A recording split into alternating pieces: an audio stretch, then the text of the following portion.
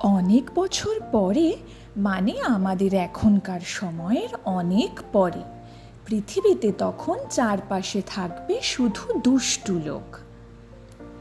সবাই অন্যায় করবে, মিথ্যে বলবে, মারামারি করবে, আর কেউ কাউকে ভালোবাসবে না।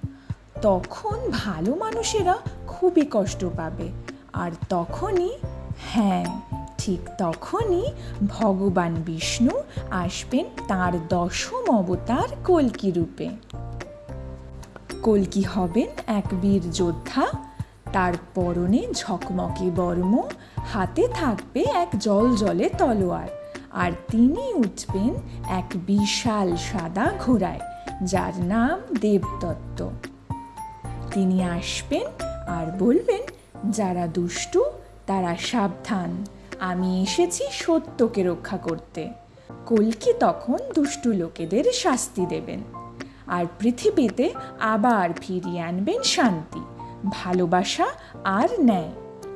তারপর আবার শুরু হবে এক নতুন যুগ, সত্যযুগ, যেখানে সবাই ভালো থাকবে, কেউ কারো সঙ্গে খারাপ ব্যবহার করবে না।